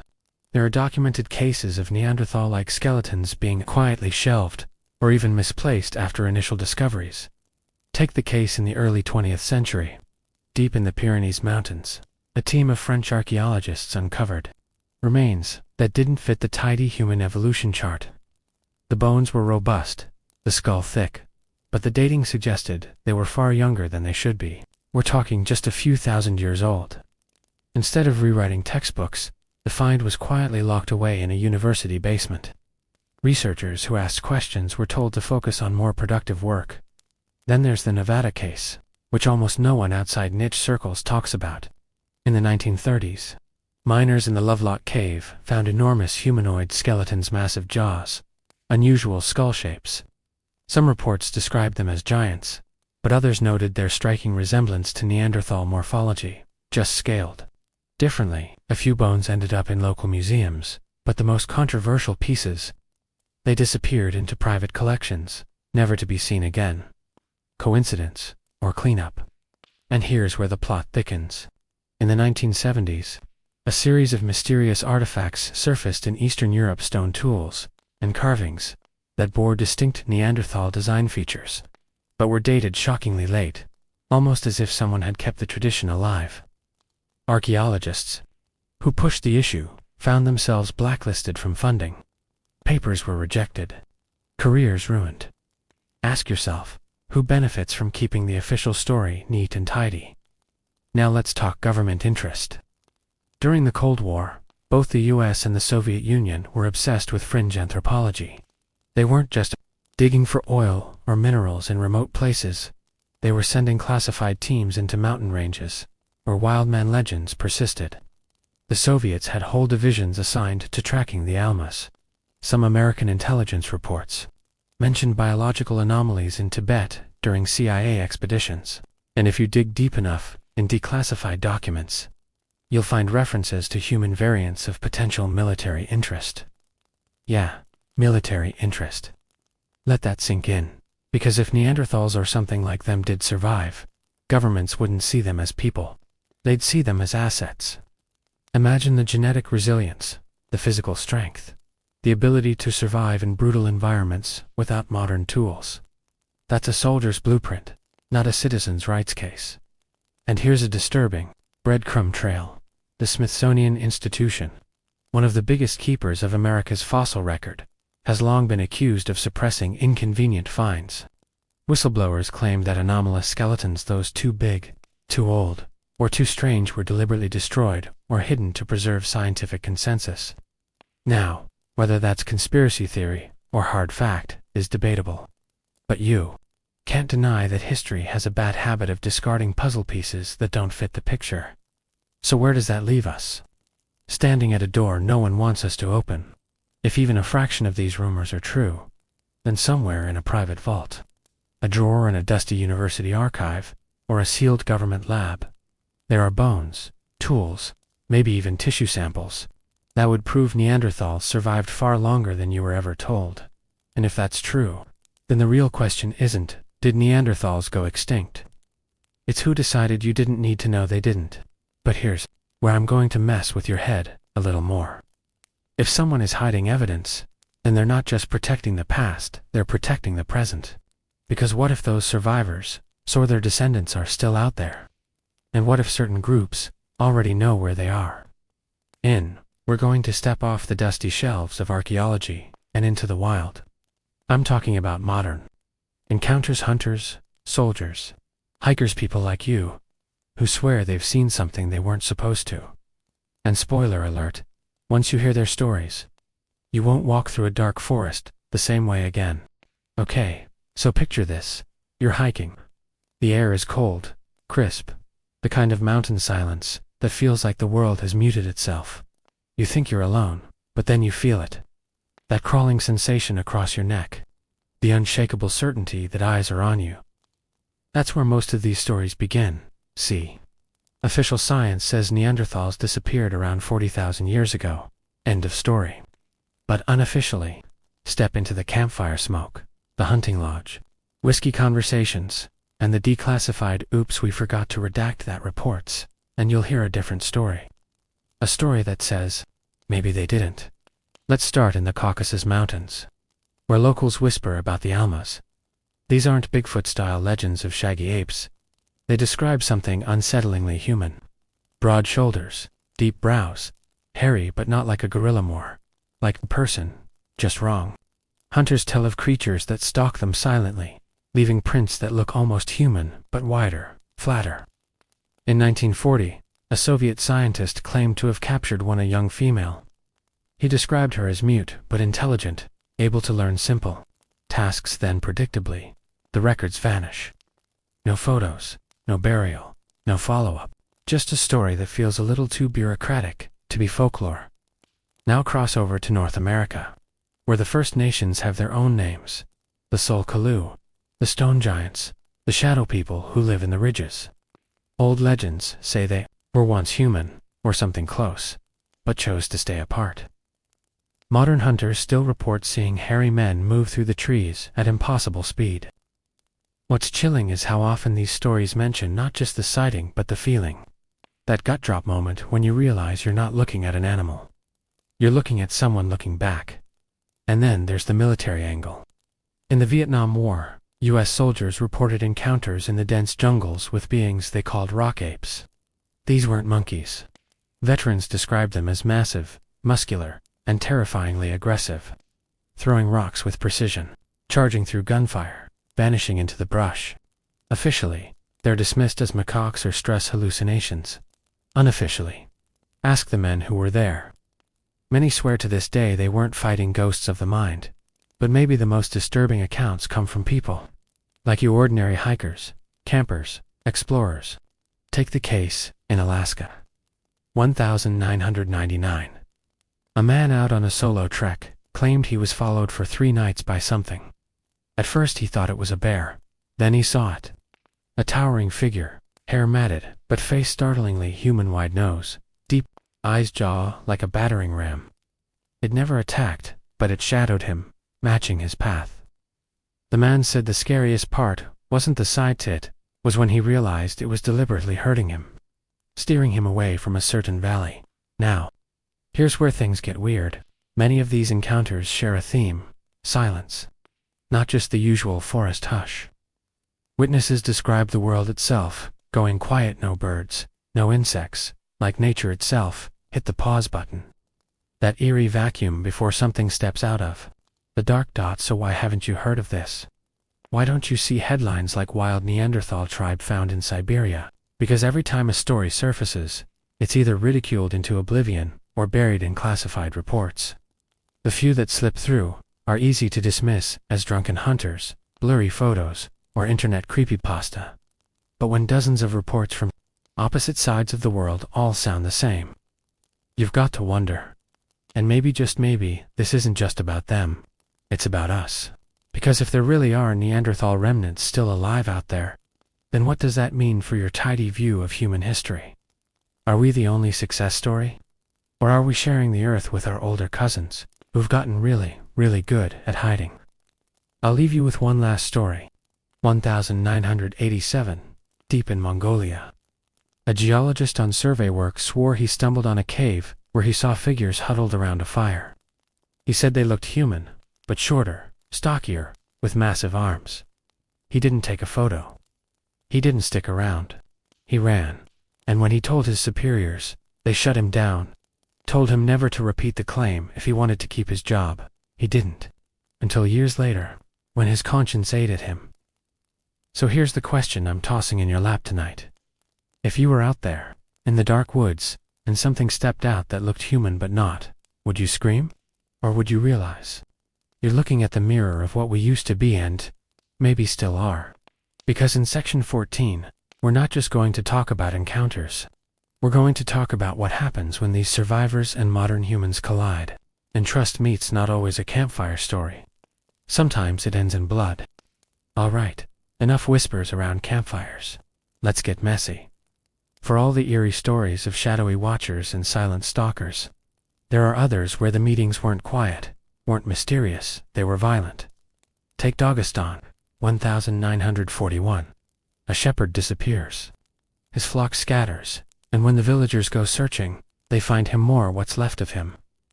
Bones snapped like twigs, skull caved in with one crushing blow.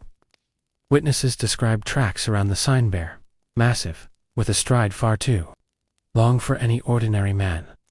The Soviet authorities, they sealed the site and told locals it was a wolf attack. But wolves don't break rib cages in one hit. Wolves don't peel apart spines like firewood. And then there's the chilling case from Pakistan's Karakoram range. 1968. A small military patrol vanishes during training. When reinforcements arrive, they find shredded tents, smashed rifles, and bodies scattered like ragdolls. The official record says avalanche. But soldiers who were there that day swore there wasn't a trace of snowslide. Only enormous, human-shaped footprints trailing into the high passes. Quietly, those who spoke up were reassigned. Now let's move west. Appalachia, 1973. A group of campers claims they were attacked in the night by wild men. Not animals, not hairy beasts. Men, broad, short, stocky, screaming, in guttural voices. The campers fought them off with knives and axes, but one was dragged into the tree line and never seen again. Police chalked it up to hysteria, moonshine, tall tales. But here's the thing. Months later, hunters in that same forest found a crude campsite, sticks sharpened into spears, bones cracked open for marrow, fire pits that looked primitive but deliberate, and the bones? Human. Are you getting the pattern? Yet, every time humanity pushes too far into forgotten spaces, something pushes back. But maybe the most disturbing incident comes from the Pamirs, 1952, when a Soviet anthropologist Vladimir Pushkarev was leading a team into a high-altitude valley. He didn't come back. When the search party finally located the area, they found his notes. Just fragments, scrawled in panic. Not apes, not men. Eyes watching. They don't want us here. His remains were never recovered. His expedition was wiped from the official record, like it never existed. Now pause for a second, and let that sink in. These aren't fuzzy Bigfoot tales where you laugh at some shaky video.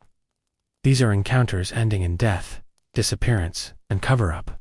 And the government's involved. Always quick with a convenient excusable of attack, avalanche, exposure, drunken mistake.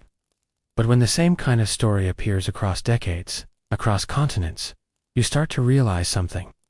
What if Neanderthals or whatever's left of them aren't just hiding? What if they're territorial?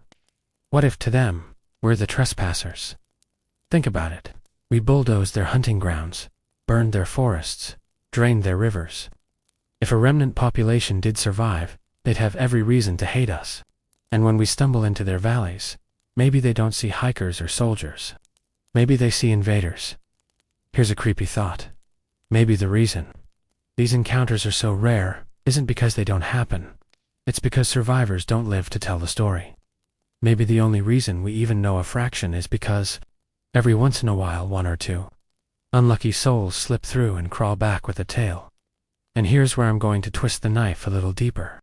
Genetic studies in recent years have shown that you, listening, probably carry 1 to 4% Neanderthal DNA, which means, if you ever do stumble into one of these living fossils, they might look at you and recognize something familiar, a resemblance, a distant cousinship. But recognition doesn't always mean mercy, because we're going to explore the darkest possibility yet. Not just that Neanderthals survived, not just that they fight us when cornered, but that in some hidden corners of the world, they might be actively hunting us. And if that's true, then we're not at the top of the food chain anymore. Here's the thing nobody wants to say out loud. Predators don't vanish just because you hope they did. And Neanderthals, if they survived, weren't rabbits nibbling berries in caves. They were apex hunters.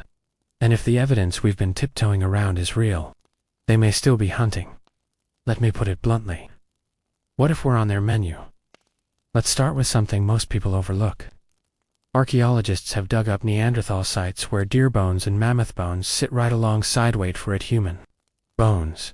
And those human bones, split, cracked, marrow sucked out. Now, the polite academic explanation is ritual cannibalism. Sure, because calling it Neanderthals eating us would cause too many nightmares. But the legends, those are harder to sweep under the rug.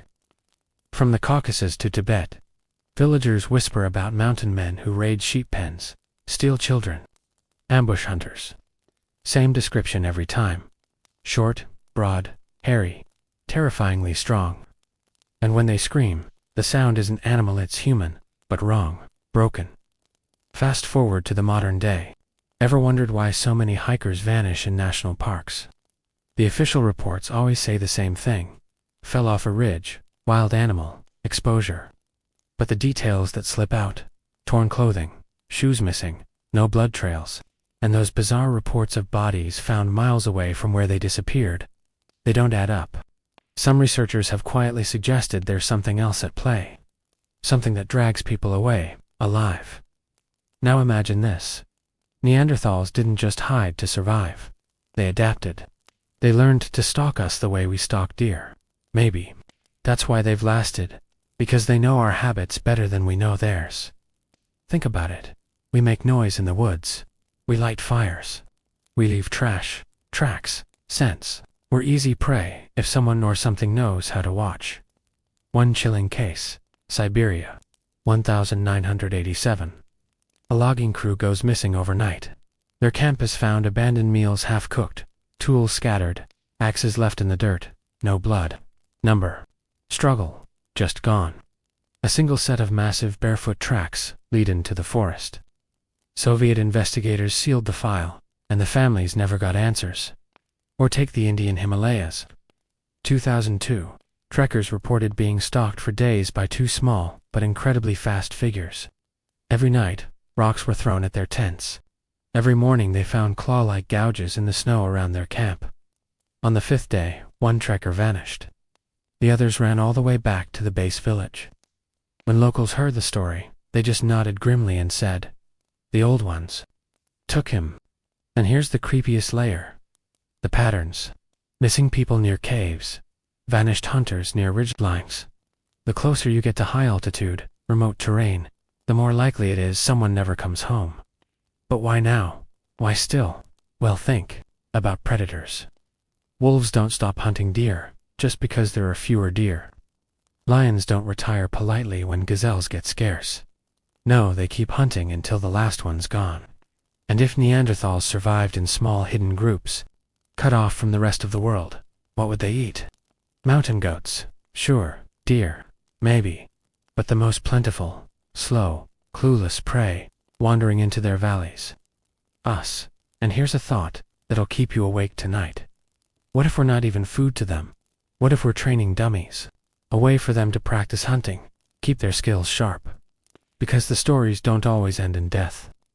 Sometimes the victim is taken alive and never seen again. Which brings us to the darkest speculation of all. The ones that vanish completely may not just be eaten. They might be kept, cages in caves, trophies in hidden valleys, living humans used for purposes we can't even imagine. Yeah. Suddenly those campfire Bigfoot jokes don't sound so funny anymore, do they? And if you're wondering why no one ever proves it, why we never catch one, remember. Predators don't make mistakes. They study, they plan, they wait. They know exactly when to strike and when to vanish. So next time you're hiking and the forest goes quiet, next time you feel like eyes are on you but see nothing, maybe it's not just paranoia. Maybe you're on someone else's hunting ground. But hunting isn't the only motive. In Section 16, we'll step into even darker territory. The possibility that Neanderthals aren't just predators, they're breeders, hybrids, experiments, and some of their prey may not be killed at all, but taken for reasons far stranger than food. Predators kill. That's simple. That's clean. But what if Neanderthals weren't just hunters? What if they were farmers and we were the livestock? Sounds insane, right? But hang on. The evidence whispers louder than you think. Let's rewind. About 40,000 years. When modern humans left Africa and swept into Europe, we didn't just wipe out Neanderthals. We mingled hard. Today, every known African person walking around has about 1 to 4% Neanderthal DNA. You, me, pretty much everyone outside Africa is a walking receipt of that ancient entanglement now. The classroom version of the story is neat and tidy. Early humans and Neanderthals occasionally met. Sometimes shared a cave, exchanged a few flirty glances over a mammoth roast, and well, you get the picture. But the DNA tells a darker story, because those genes aren't evenly spread. They cluster in weird spots. Immunity, skin, even brain chemistry. That doesn't look like casual romance. That looks like selection. Like someone deliberately trying to shape what survived. Here's the kicker. The oldest myths about wild men don't just describe them stealing food. They describe them stealing women. Over and over again. Russian folktales, Himalayan legends, even Native American oral histories, they all whisper about hairy, powerful figures dragging women away into caves. Those stories aren't just metaphors. They're warnings. And modern reports. Still happening. Villagers in remote Siberia talk about children born with odd features after a woman was taken for weeks. Anthropologists dismiss it as rumor. But DNA tests sometimes show anomalies they can't explain. The files get sealed. Case closed. Why would Neanderthals do this? Think survival. You're a dwindling population, hiding in caves, numbers thinning each generation. How do you keep your bloodline alive? You mix. You don't care if the other species likes it or not. You take what you need, and the result: hybrids, offspring, stronger, stranger, carrying pieces of both worlds. And here's the nightmare no one says out loud. What if that never stopped? Imagine small, hidden groups of Neanderthals, not just hunting humans, but abducting them, using them, keeping them alive in mountain caves, generation after generation. Half human, half Neanderthal children, quietly seeded into populations, blending back in. Look around anyone you know with strange strength, unusual features, or instincts that feel a little too primal.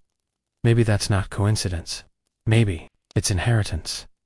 And if you think that's too wild, consider this. The most recent Neanderthal remains discovered in caves aren't from 40,000 years ago. Some are much younger, like a few thousand years. Practically yesterday, in evolutionary terms. That means the door isn't just closed, still creaking open. Let's get darker. Some accounts don't just describe women being taken, they describe children born after. And the descriptions are chilling. Too large, too strong, unsettlingly silent eyes that seem older than their years. Villagers quietly raise them, but when they hit puberty, many vanish back into the wilderness like they know where they belong. Think about the implications. If Neanderthals have been blending with us for thousands of years, they may have infiltrated us completely. You might pass one on the street and never know. But deep down, something in you might feel it, that primal shiver, that uncanny sense. You're looking at someone who isn't quite like everyone else. And this theory explains something bizarre. Why so many wild man encounters describe creatures that don't look fully Neanderthal, too tall, too human-shaped, or with oddly modern faces. That's because they aren't pure Neanderthal, they're hybrids. A hidden lineage that still walks among us, which leads to one of the most forbidden questions in anthropology. If Neanderthals bred with us once, are they still doing it now? Think about it. Missing women, vanishing hikers, unexplained children with strange genetic markers, it's all there if you're willing to connect the dots. And the scariest part, governments may already know. Rumors swirl of secret labs studying wild man DNA. Files buried, evidence confiscated. Because if the public knew we weren't alone, not in the past, not now, it would unravel the whole tidy story of human history. So maybe the reason you've never seen a Neanderthal isn't because they're extinct. Maybe it's because they're hidden inside us, watching, waiting, breeding. And if that doesn't keep you awake tonight, nothing will. But here's the thing. Breeding and hunting are just survival tactics.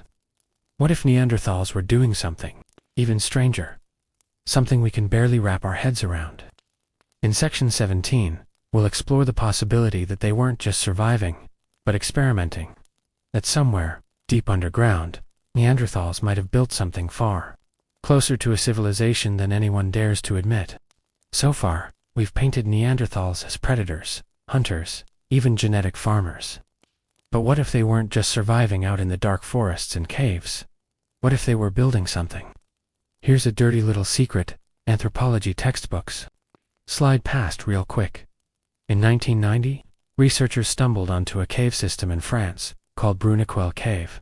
Inside, they found rings, huge circles made from broken stalagmites, carefully arranged, almost architectural. When they carbon dated it, the results shattered the timeline. Those rings were about 176,000 years old. That's Neanderthal time, not ours. Now stop and think. You don't snap off hundreds of stalagmites, drag them around a dark cavern, and build geometric shapes unless you're organized. Unless you're planning. This wasn't some random campfire, or oops, we dropped some rocks. This was a structure, a ritual space. Maybe a meeting chamber, maybe a prison, maybe an altar. And it gets weirder. The stalagmite pieces were scorched, blackened by fire. Traces of burning deep inside the ring. Whatever they were doing down there, it wasn't just sitting around singing campfire songs. The official line. We don't know what it was for. Translation. It's so unsettling. We'd rather not talk about it. Because if Neanderthals had architecture, ritual, and fire in sealed-off chambers, that means they had culture, organization. something we didn't invent yet. But what if Bruniquel wasn't the only one? Whispers say there are other caves sealed off, quietly mapped, quietly locked away. Places where explorers stumble on walls, etched with symbols no one can decipher. Or stone chambers that feel too precise, too geometric. Like someone was building with intent. And here's the spine chiller. Many of these caves are deep. Too deep you'd need rope, fire, planning. Why would Neanderthals drag themselves into the underworld just to stack rocks? Unless they weren't hiding from predators, they were hiding from us. Picture it. Entire underground settlements. Not just one cave. Networks. Hidden worlds, carved out of stone. Where firelight flickered across walls painted with figures that weren't quite human. A civilization parallel to ours, existing in the dark. And maybe, still existing. Let's talk rumors. In the 1940s, a group of French spelunkers vanished, exploring an unmapped cave system. Their bodies were never recovered. But locals whispered about screams echoing from below, and equipment found stacked neatly at the entrance, as if they'd walked in willingly. The files on that expedition, buried. You won't find them in libraries only, in half-burnt newspaper clippings and drunken tavern stories. And this isn't just Europe. Across the world, indigenous legends tell of people under the mountains.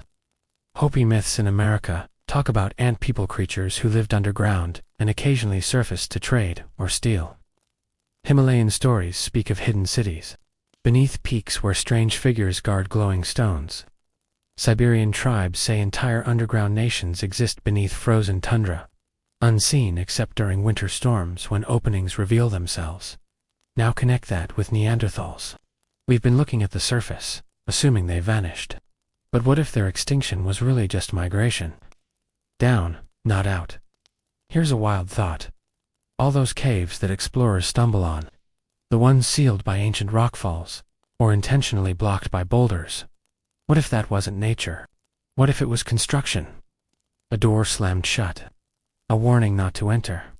And maybe, just maybe, when a spelunker gets too deep, or a miner breaks into the wrong cavern, strange things happen. Lights cut out. Equipment malfunctions. Echoes that don't match your footsteps. Whispers in the dark. Then, silence.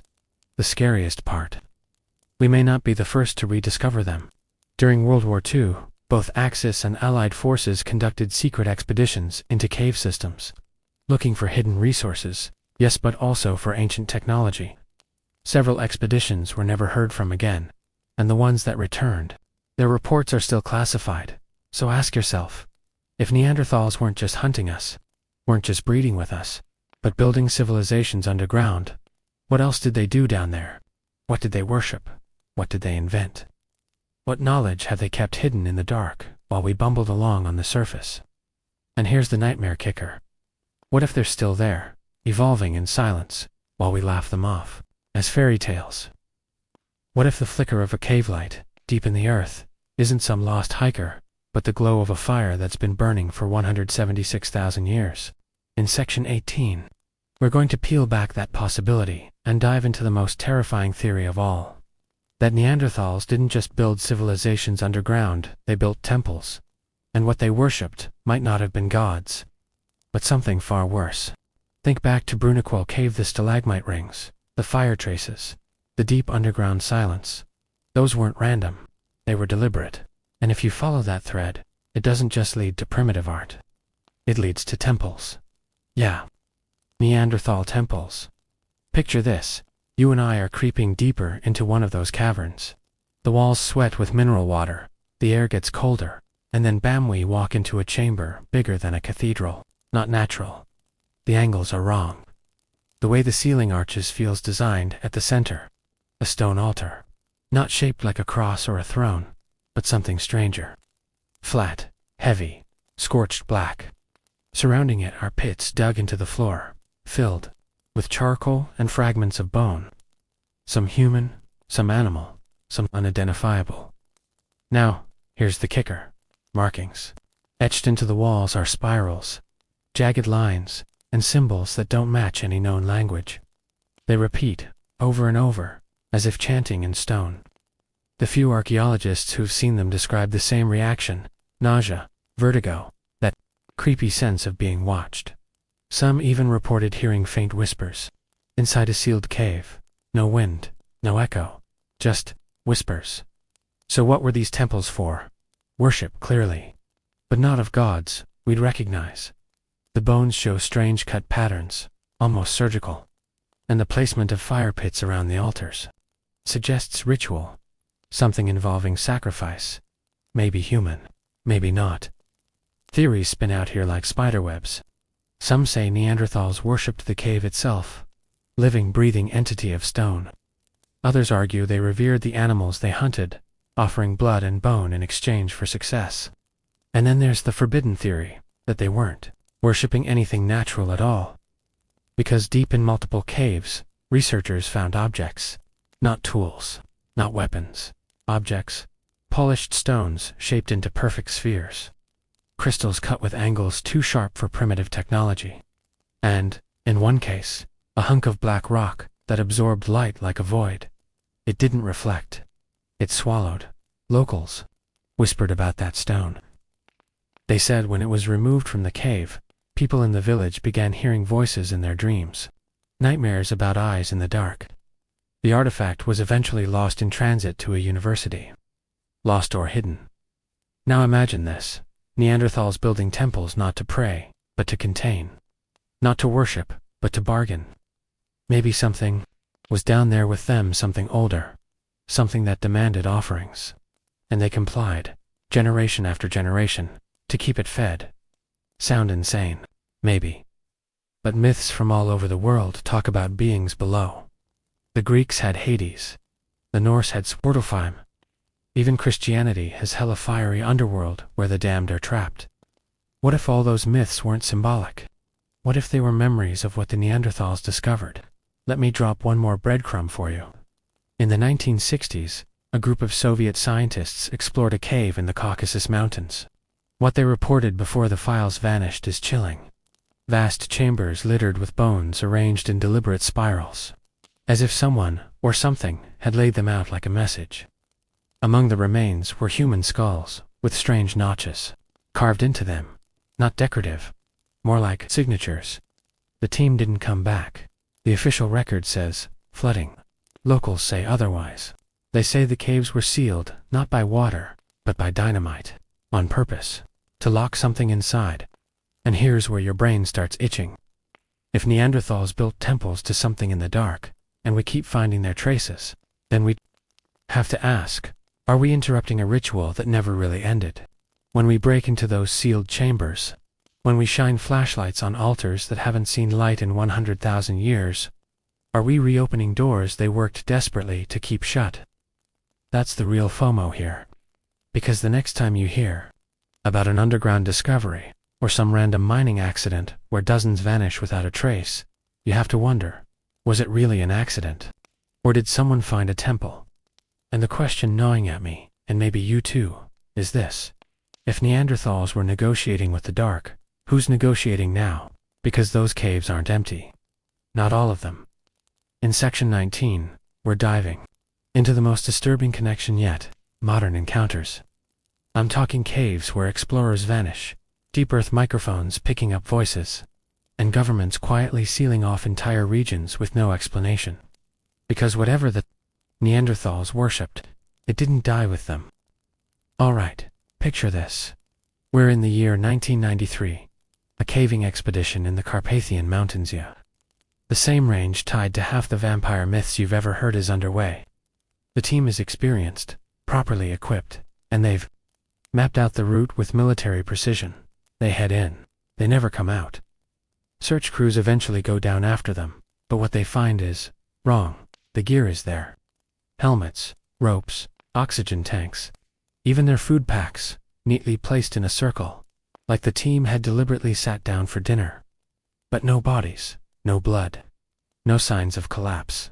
Just one thing etched into the cave wall, crudely scratched with a knife. It sings. Yeah. Chills. Now, that might sound like an isolated freak accident, right? Except it isn't. Because if you start digging, you find dozens of similar stories buried in obscure archives. local newspapers, and sometimes not-so-local classified files. Take, for example, the Dyatlov Pass incident in 1959. You've probably heard of it. The hikers torn apart in the snow, tongues missing, radiation levels off the charts. Everyone blames avalanches, yet the official reports quietly mention the team had been planning to enter a series of nearby caves. That detail rarely gets repeated, conveniently erased, but the pattern keeps repeating. 2008, South America miners in Peru strike an underground chamber. 2 men go down first, radioing back that they'd found shapes in the walls. Their words, not mine. Shapes. Then, radio silence. When the rest of the crew followed, they found the equipment melted, as if exposed to insane heat. The men, gone. Their helmets, crushed inward, like something had bitten down. And here's the kicker, locals weren't surprised. They called it La Boca del Diablo, the devil's mouth. They'd been warning outsiders for generations. Don't dig too deep. Don't disturb the stone. Don't listen if it whispers. Because once you hear it, you'll follow it. Governments know about this too. You think it's random that entire sections of national parks are off limits, fenced, and patrolled like military bases. Nah. You think sinkholes get filled in so fast because of safety regulations. Please, those aren't sinkholes, they're breaches. The earth coughing up entrances it shouldn't. And then there's the recordings. Oh man, the recordings. In the late 1970s, scientists in Siberia drilled one of the deepest boreholes on Earth, the Kola Superdeep. They were after geological samples. What they got was something else. The drill hit a cavity nearly 9 miles down. When they lowered a hitch-resistant microphone to measure thermal data, they didn't hear silence. They heard voices. Thousands of them, screaming, moaning, weeping. The recording was dismissed as equipment distortion. Yet copies leaked, and to this day, you can find the so-called screams of hell floating around. Distorted, yes. Fake, maybe. But eerily in line with every cave myth from the Neanderthal era onward. Now here's where folklore stitches itself into modern reality. Old villagers in Eastern Europe say caves are mouths. Not just holes, but mouths of things that breathe. Slowly, in millennia, not minutes. Feed it wrong, starve it, or anger, attend it calls. And if you're unlucky enough to be close, you'll follow the sound whether you want to or not. The eerie part, that matches what archaeologists have noted about Neanderthal temples. The arrangement of bones, the fire pits, the suit of it points to offerings, not celebrations. Offerings to silence something, to keep it asleep. Which means when explorers today stumble into sealed chambers and break them open, maybe they're not uncovering history. Maybe they're undoing locks. And if you think this is all tinfoil hat nonsense, chew on this. Why are military satellites monitoring caves? Why do we have seismic arrays picking up non-tectonic activity that sounds eerily like rhythmic pulses, as if something is moving? Because here's the truth. The story didn't end with the Neanderthals. We inherited it. We're still in the middle of it. And every time someone goes missing underground, every time a mining crew swears the walls hummed at them before collapsing, every time a recording leaks of sounds that aren't human but almost are, well, that's just the reminder. The temples are still active. Now, Section 20 is where we rip the bandage off. We're not just talking about whispers and bones anymore. We're going to dive into the evidence that modern humanity is actively negotiating with whatever Neanderthals once bargained with. Governments, scientists, corporations they know. And some aren't just avoiding the dark. They're feeding it.